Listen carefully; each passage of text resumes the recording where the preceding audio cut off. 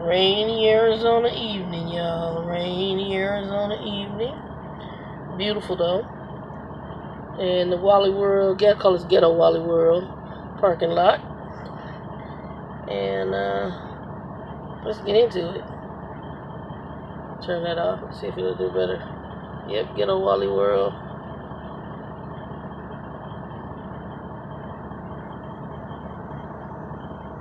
Alright, let's get into it. Alright, I hope y'all can see me okay.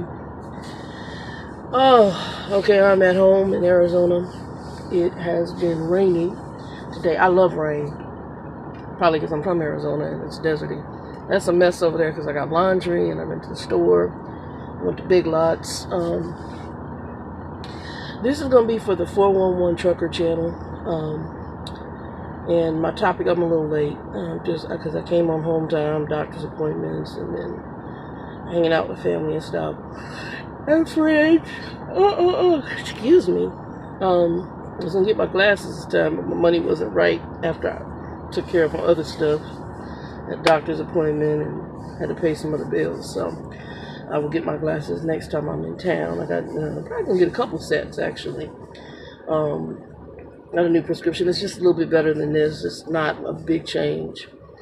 Clear, and I'm gonna get the anti-glare glasses. But anyway, that's not the subject. Our subject on this video happens to be whether or not truckers. This is all in lieu of the young lady being killed at that Mardi Gras truck stop in Louisiana. The 25-year-old, I think it's Carmisha Thomas or Carmisha Thomas, however her first name is pronounced. Whether or not we as trucker drivers should be able to carry weapons. And the two weapons I'm going to really lean towards it, I think. And I'm a yes. I'm a proponent for yes. I do think that we should be allowed to carry as long as certain criteria would be met. And I think the two items that I would recommend allowed would be either firearm, handgun, and or tasers. For company safety reasons, I really think the taser would probably be the better bet if allowed by major corporations.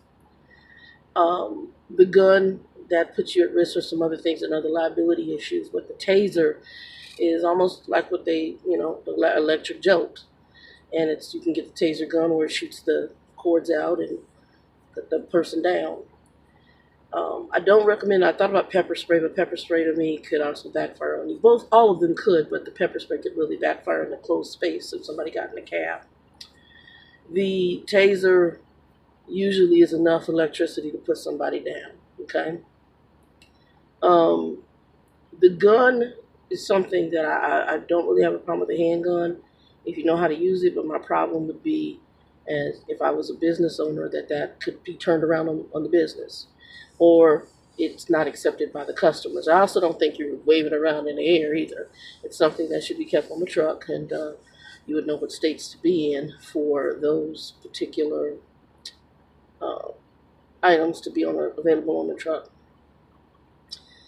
If we did go with weapons, the number one thing I would say is that if it was a firearm, that training classes should be given, and training classes should be basically almost like a concealed carry classes, target classes, whatever else is required for concealed weapons, and then the driver would have to be licensed and approved to be able to carry that firearm on their truck or on their person.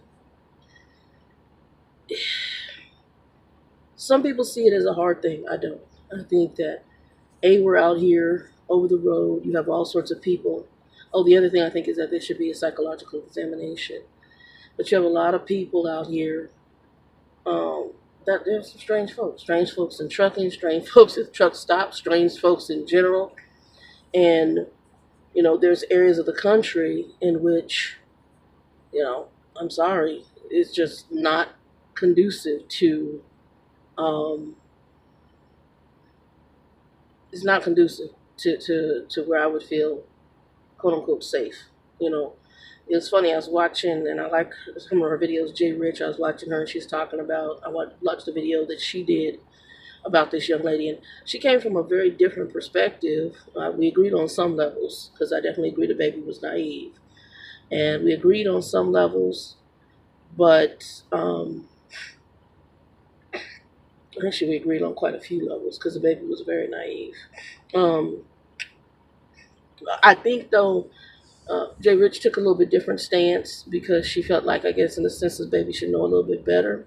She said she was living her best life, and meaning that she was out there just, hey, I'm having a good time. And but then I go back to, what's the lady trucker? Her name is oh my goodness, I want to say Tabitha, but that's not it. She wears a pink. I think she goes by Diva. Anyway, I was watching her video on it, and I really think that all of it ties together with this young lady, and I'm going to kind of say this. This young lady probably had not been outside of her home city of Mississippi, the little area she's from. And I don't know the town. I don't know if it's a little country place. But it's like, country towns have their issues. Don't get me wrong. My father's in Lubbock, Texas, little country town. And they have their own drama. But when you get into places like New Orleans, Chicago, Detroit, Compton, Long Beach, when you get into those areas, you got to know your game a little bit better. And I can't say I'm from Arizona, and normally in Arizona, it used to be, if you were looking for trouble, you had to look for trouble to get in Arizona. We got hoods. You got hood in every state. Do we have hoods on the level of a Compton, Long Beach, Chicago, New Orleans? No. They can try all they want to. We're never on that level. St. Louis. Those are some hardcore areas. Those are some no joke areas. And it was funny because Jay Rich had mentioned that I forgot where she was at, but she was in some city that was like one of those places, and it kind of made me giggle because she told them, I'm out of hours, but I'm not staying here. This ain't safe for my person, and y'all can put whatever you want on my record. Now, she's even better than me because I stayed, I had a similar situation in Chicago. I had still a delivery to make, but the comm data system went down, and I couldn't pay the lumpers for the one place. I did a video about it, in a past video about it. I can't remember which video it was. I couldn't pay the lumpers. Well, they're like, oh, well, you can just sleep on the street. Hell no, I ain't sleeping on the street. That's Chicago. It probably wasn't the worst part of Chicago, because I think it was like northern Chicago, whatever, eastern Chicago, whatever. But it's Chicago. I'm staying, first of all, I don't know who inside your facility might be talking to their peoples. To say, oh yeah, we got XYZ truck out there with all this beef on the back. They come in that truck, kill me, take the key, go open up the back, and take the beef and go make them a whole bunch of damn money. No.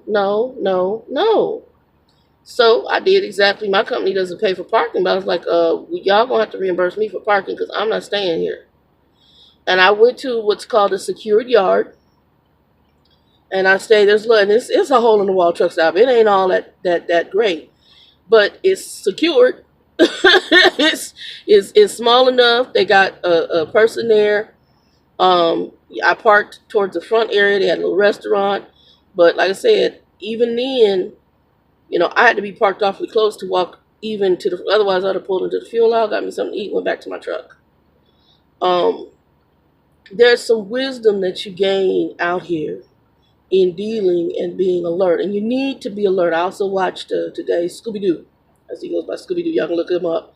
He's a much more mature truck driver, but he talked about some other stuff, but he's telling ladies how to, when they walk up to their truck, what to be looking for.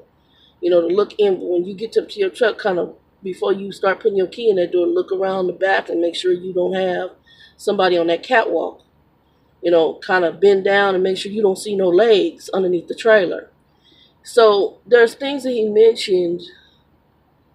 Some of it's just automatic for me. I always walk to check because I'm a reefer driver. I check the temperature. So automatically I'm looking because I don't trust that some butthole trucker ain't mess with your crap too. That's another reason. So there's a lot of things that we need to be on guard for. And if we're doing our core job and we're watching out for just in general the pranksters and the buttholes, one of the things that we could be watching for automatically, you should actually be able to When I walk back to my truck, I check temperature. I also check just to make sure if I leave my truck, I make sure that the lines haven't been moved. You got people who take your blue and red and swap them just to be jerks. I kind of bend down just to see if I can whether the fifth wheel handle's been pulled, and I always do a tug test. If you do all them steps, you automatically are sitting to see if anybody's there. Also, when you walk up, don't just pay attention to your truck. If you park next to another truck, if you come on the driver's side, you need to be looking at both because they could be hiding next to the other truck. And you don't know if the trucker next to you is a perv or crazy or nut and intending you harm. So you always need to be alert of your surroundings. Now, where we didn't agree, Scooby-Doo, he said get off the phone. I'm not a person that necessarily believe if you on the phone with family, it's sometimes good to be in a conversation. So if somebody come up and they know where you at, just let them know. That should be the first part of the conversation. Yeah, girl, I'm in, Kalamazoo, and I'm at XYZ truck stop, and I'm walking to my truck. That's what I tell my dad sometimes. I'm walking to my truck. Give me a minute. This is what truck stop I'm at. If somebody went to hit me in the head, he can call 911 and say, hey, I was just talking to my daughter. The phone call ended, and it didn't sound right. She said she was just truck stop, boom, boom, boom. So there's steps that we can take. But as far as weapons on the truck, yeah. I'm a huge proponent for it as long as a person can pass a psychological exam. That's number one. They gotta pass psychological exam, and it's either a gun or a taser. Either one of those will work. Anyway, people, that's pretty much my video, and I didn't mean it to be very long. And that's my view on it. Prayers still for that family. Prayers that I don't even know if they've done anything, unfortunately. I haven't seen anything other than the fact she passed away. They haven't talked. They still haven't disclosed exactly what happened to the baby. And that's where I have some problems. It's just like it's forgotten. And, it shouldn't be forgotten. We really need some closure. I'm hoping that they have drive cams. They have something in the store. My concern is that whoever it was, that they follow her from Bourbon Street. Did she invite them into the truck? Some people, you get out there and they know how to talk to you, know how to smooth talk. It's cool. I'm going to tell y'all a quick story. When I went to go to Texas to stay with my father, and ladies, this is why you got to be careful, because people can seem cool, but when something ain't the hell right, something ain't the hell right, and I don't know you. That's my other thing. I don't know you, okay? I was on my way to Lubbock, and I had to keep catching the bus. I catch Greyhound. I took Greyhound from Arizona there. And the way they had the bus, I missed the first one, but I got the second one.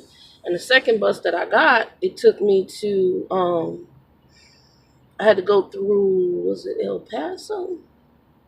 I think it was El Paso. I had to go through El Paso. And at the El Paso, I had to go through El Paso. We did an exchange there at the El Paso yard. Where was it? I thought it was El Paso, yeah. At the El Paso yard, this dude came up to me. Older dude, he clean, looked like he's like, well, I got a limo and da-da-da-da-da, and you a truck driver. If you don't want to wait for your bus, I can give you a ride. I don't know you. I don't even know if you legit, bro. I'm going to pick my crap up. And there are people who are dumb enough to do that. No lie, I've seen it. I saw a lady when I went to go work for Pride in 2010-11, and she got off the bus to go with some guy to meet his friend because we can help you get on your... You don't know him. And I know people sometimes are in desperate situations for a life change, but your life change may be your life end. I'm just saying. Or your life ends involved in some crap you don't want to be. You want to be, out here under the slave trade or prostitution, and you done gone with these people, and next thing you know, you being trafficked. Y'all got to use wisdom, and young ladies, please use wisdom in what you do. Please use wisdom. I say that over and over again. It's not good. And when if you're gonna go to places, like ain't no way in hell I would have gone to Mardi Gras or to Bourbon Street by myself. There's nothing on. I've been to Bourbon Street. I went to Bourbon Street when I was 13 years old.